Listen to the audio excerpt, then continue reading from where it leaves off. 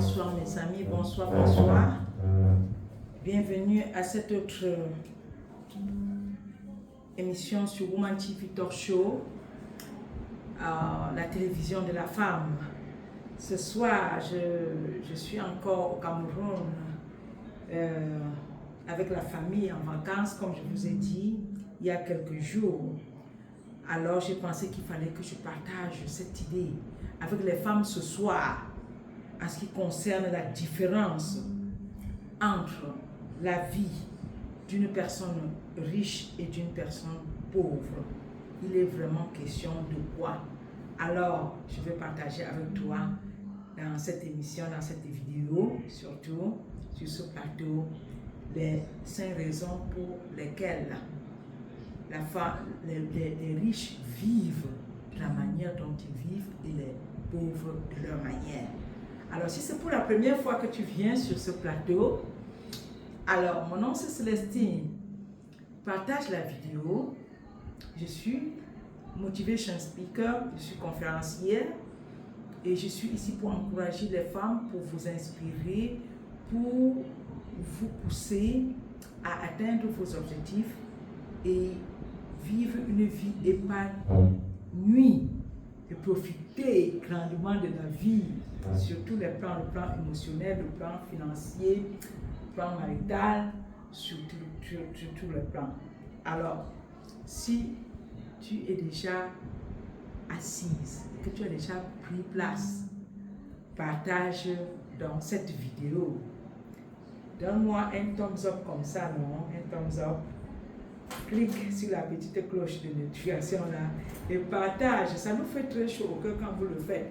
Partage massivement à la communauté et nous allons continuer à produire le contenu de qualité comme celui-ci pour éduquer, pour sensibiliser, pour inspirer les femmes. Sans plus tarder, on va parler donc de la mentalité des riches. Les riches pensent et font différemment. Les riches pensent et font différemment. Quand je suis venue au Cameroun, et même ce n'est pas seulement au Cameroun, on a juste au restaurant, par exemple, on commande le repas et on demande ce que vous buvez. J'ai constaté que beaucoup de personnes commandaient des boissons faites par des usines sur place. Je ne veux pas faire la publicité de ces boissons-là. Mais quand j'ai regardé, j'ai dit waouh! Nous, dans nos têtes, nous disons que nous sommes pauvres. Et nous buvons toutes ces bières. Nous buvons un exemple en passant. Par exemple, nous buvons le Coca-Cola. Nous buvons des boissons, mais quand on regarde bien, nous ne sommes pas, les femmes, surtout les femmes, nous aimons bien ce qui est sucré. La plupart de nous, nous n'avons pas d'action à Coca-Cola. On n'a pas d'action là-bas. On n'a jamais payé l'action même de 1000 francs à Coca-Cola. Même de 1000 francs, l'action, on devait être actionnaire à Coca-Cola par exemple. On devait être actionnaire dans tous ces débits toutes ces entreprises qui vendent la boisson, puisque nous sommes des grandes consommatrices. Voilà donc ce que le riche fait par exemple. S'il va boire, s'il va faire quelque chose, il prend d'abord son argent et il investit, il multiplie plusieurs sources de revenus. Mais les femmes ou alors des personnes, la tête du pauvre va penser que le salaire suffit. Le salaire suffit. Maintenant, quand nous allons voir les riches, souvent prendre les vacances, oui, prendre des vacances, puis ils vont voyager, ils vont aller dans un autre pays, ils vont faire peut-être 2 ou 3 pays par an. On va se dire, oh, en tout cas, vous savez, c'est l'argent de la sorcellerie. Si ce n'était pas la sorcellerie, est-ce qu'il ferait ça? Non. Ce n'est pas la sorcellerie, c'est que nous devons apprendre à créer plusieurs sources de revenus. Quelle que soit la petite source que tu peux créer et que ça te donne de l'argent, plusieurs sources de revenus. Le salaire ne peut pas te faire vivre ta vie de rêve. Parce que si tu ne travailles pas, tu n'as pas d'argent. Est-ce que vous avez déjà pensé un seul instant, si je tombe malade, comment est-ce que je vais vivre? Et si quelque chose m'arrivait, comment est-ce que mes enfants devaient vivre? D'où l'importance de créer plusieurs sources de revenus. Voilà pourquoi les riches vivent la vie, comme nous disons, la vie de star. Parce qu'ils ont travaillé d'abord dur et ils ont pris le salaire d'un seul travail et ils ont essayé d'injecter petit à petit avec le temps, un peu de partout, ce qui fait que l'argent accouche l'argent et c'est comme ça qu'ils sont libres financièrement. Donc c'est important de comprendre le processus. Ce n'est pas la magie. Je vais donner un exemple très simple. Les mèches que je porte, je les vends en ligne. Oui, je donne un autre exemple. Mon cleaning company, Asos Home Cleaning, c'est une autre source de revenus. Mon salaire, c'est mon salaire quand je vais à l'hôpital travailler. Derrière cette caméra maintenant, c'est une autre source de revenus en créant ma chaîne YouTube. Donc je ne vous dis pas des choses, le bla bla bla bla bla. Je vous dis des choses qui se pratiquent normalement. Je suis venu ici. En Afrique, j'ai vu beaucoup de petites choses qui ne te nécessitent même pas, un grand capital. Dans ma maison, à l'heure actuelle où je me trouve, depuis que nous sommes rentrés du village, nous avons les habits sales.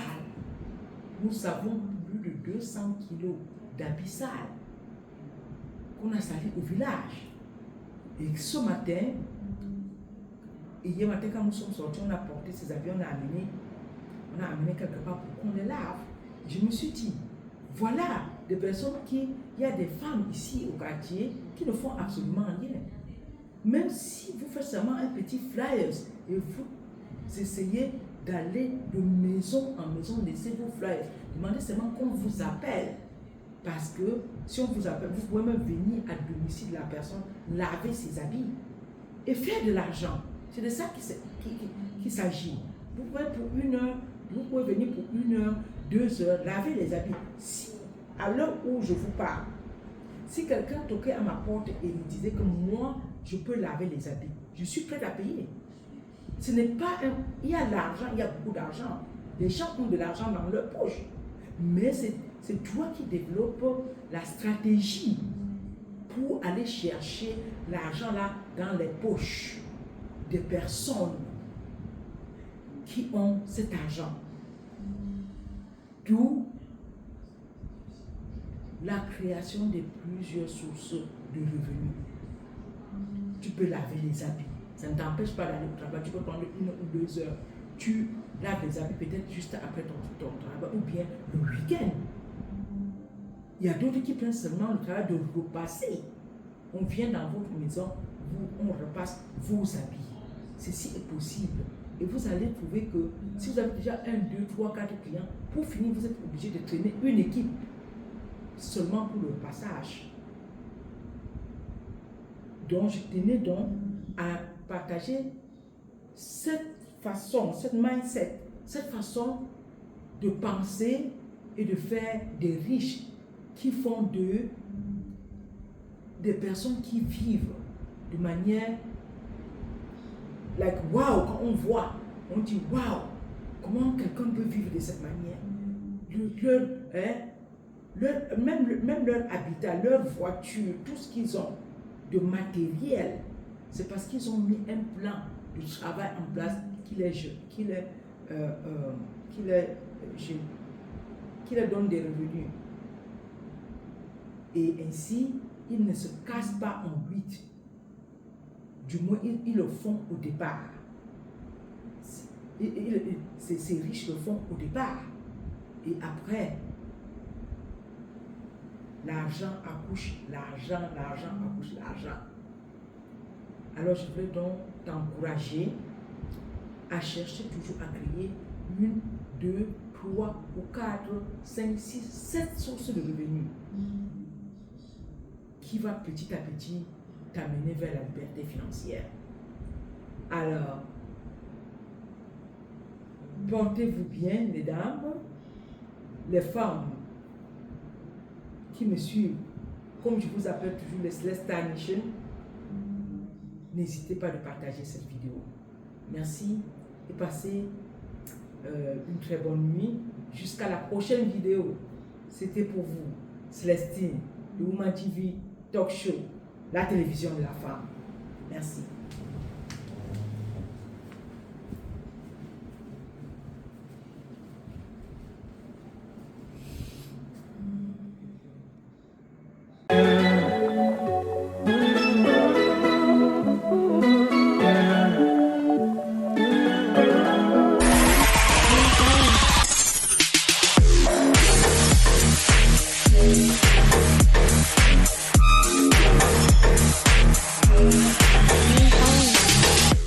Alors bonjour mes amis, bonjour à toutes les Star Nation.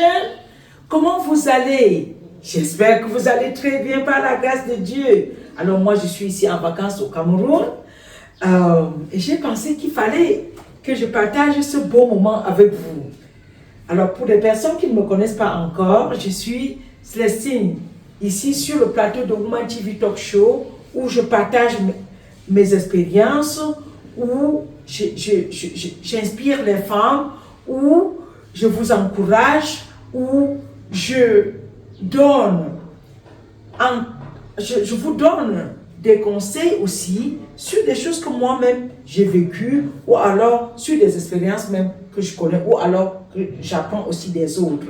Donc il est question ici que cette communauté de Celestial Nation, qu'on s'éduque ensemble, qu'on apprenne ensemble et qu'on partage ensemble et qu'on se développe ensemble pour former une nation très forte. Parce que sans les femmes, mine de rien, sans la femme est la pièce maîtresse de toutes les nations. Donc, aujourd'hui, je vais partager avec vous quelque chose, des idées de business que j'ai trouvées ici même au Cameroun, en Afrique. Alors, si c'est pour la première fois que tu me découvres, que tu viens sur ce plateau, je suis Célestine. Partage la vidéo, partage cette émission, abonnez-vous massivement et laissez-moi un petit commentaire. Ceci nous encourage à continuer à travailler pour impacter et pour encourager la communauté des femmes, surtout tous les Celestial Nation. Merci infiniment pour les personnes qui nous suivent déjà et qui continuent à nous suivre. Partagez la vidéo, non, mes amis. Ok, j'espère que tout le monde se porte bien. Donc, prends un petit book-note comme ça et un bic et tu vas écrire. Je vous dis toujours de mettre la vision par écrit. Quand tu as une idée, il faut la mettre par écrit. Mets-la par écrit parce que quand tu mets cette vision par écrit, alors ça va te pousser à regarder cet écrit et à poursuivre donc cette idée jusqu'à ce que tu la mettes sur pied et que tu fasses réellement, surtout quand c'est quelque chose que tu aimes faire. Moi, je suis en congé, je suis venu un peu rester avec la famille ici. J'avais plusieurs événements que je devais faire. J'avais le deuil dans ma famille, j'avais perdu quelqu'un de très cher dans ma famille. Également, j'avais le mariage de ma fille. Et ça, tout ceci s'est passé très bien. Alors, sans plus tarder, allons donc découvrir les 2 idées de business que j'ai découvertes ici sur le Cameroun. Première idée de business. Comment donc l'idée me vient? On dit là où il y a un problème, quand tu apportes la solution, alors tu vas créer de la richesse. Je suis allé à l'ouest du pays, à Bafoussam plus précisément. Je suis arrivée là-bas et j'avais un extra de bagages. Parce que quand la famille me voit, on veut me donner toute la nourriture du Cameroun. J'ai les ignames, j'ai les pommes de thé, j'avais de l'huile, j'avais même le bois. Vous pouvez vous imaginer le bois. Alors, ma voiture ne pouvait pas prendre tout ça. J'avais déjà avec moi les enfants et qu'on avait des valises. On avait des valises. Donc, il fallait bien que je ne peux pas, quand mes parents me donnent beaucoup de gifs comme ça, il fallait bien que je trouve un moyen pour transporter ces biens d'abord de Bafoussam pour Douala. Tout de suite, j'ai pensé à ceci. J'étais en face d'un problème de bagages. Il fallait bien amener les bagages de Bafoussam pour Douala. Alors j'ai demandé à mon chauffeur de prendre les bagages et d'amener dans une agence.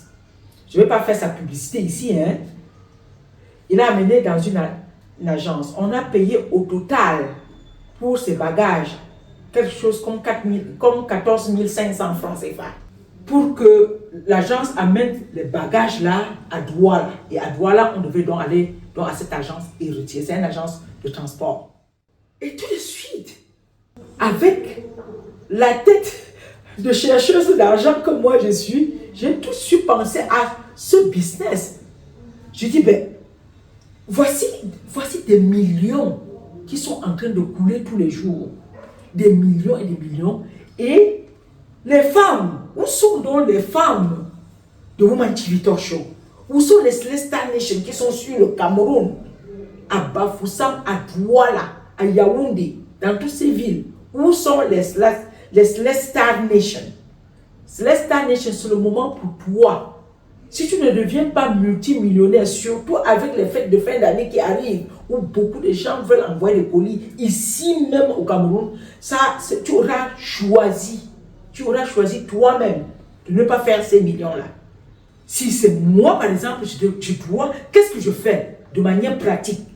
Ça veut dire que je vais travailler donc avec ces agences. Parce qu'on avait aussi un problème, c'était de transporter du quartier, de la maison de ma mère, de faire ce transport de ces bagages-là, de la maison de ma mère jusqu'à l'agence. Donc, ce business de transport a deux articulations, mes amis. Le transport des bagages, d'abord du quartier jusqu'à l'agence, et de l'agence à Douala. Si tu te positionnes comme une sous-traitante, tu sous-traites avec ces agences de voyage-là, ça veut dire que quoi? Tu crées ton entreprise. On commence petit. Tu crées ta petite page et tu proposes tes services de venir chercher les bagages, même juste chez le client. Que tu prends les bagages, tu arrives à l'agence, quand tu payes, comme dans mon cas, j'ai payé tous mes bagages à 14 500. Donc si c'était pour un client, je pouvais prendre tout ceci à 14 500 et mettre ma petite marge. Oui, parce que le client est satisfait. D'ailleurs, tu es venu jusqu'à la maison porter et amener à l'agence. Il n'a pas souffert. Tout ce qu'il veut, c'est que ses bagages se retrouvent à Douala. Donc toi, ce que tu te positionnes, que tu prends les bagages, tu amènes à l'agence, tu payes et tu mets ta marge bénéficiaire. Tu mets ta marge. Et ça dépend de toi. Tu peux mettre tes 2000, tes 2500, tes 3000. Si tu as 4, 5 clients par jour, 10 clients par jour, tu as fait 25 000 francs. 25 000 francs fois 30 jours. Toi-même, va faire les maths. 25 000 francs fois 30 jours, mes amis. Va faire les maths toi-même. Et tu reviendras me dire. C'est un business à ne pas négliger. C'est un business à ne pas négliger. Moi, je pense que quand je vais revenir ici, d'ici la fin de l'année, je dois mettre quelque chose comme ça sur place. D'ailleurs, si tu es intéressé et que tu suis cette chaîne, si tu es intéressé, écris-moi. On va travailler ce business et manger beaucoup d'argent. C'est comme ça. Et manger l'argent en temps réel. Ce n'est pas le blablabla, blablabla, blablabla. Il suffit de se faire connaître. Il suffit d'aimer le travail. Si tu aimes le travail, même dans les quartiers là, tu mets les flyers. Est-ce que toi, si quelqu'un a un business, si quelqu'un a un paquet, toi, tu viens ramasser les paquets. Oui. Si tu travailles au départ bien et tu es connu, les gens vont commencer à t'appeler pour venir prendre leur colis et envoyer. Ça, c'était le premier business. Le deuxième business, c'est le lavage des habits, le laundry, le lavage des habits. Depuis que nous sommes là, bientôt 12 jours, tous nos habits sont sales. Parce qu'il pleut, il pleut. Et j'ai une famille, nous sommes près de 17 personnes. Nous sommes près de 17 personnes là, de la diaspora. Tous les habits sont sales. On se retrouvait avant-hier en train d'aller au marché acheter encore les habits. Parce qu'il pleut et ce n'est pas facile de faire la lessive à la maison. Alors, si tu te positionnes seulement dans le lavage des habits, surtout avec le voyage de la diaspora vient au Cameroun.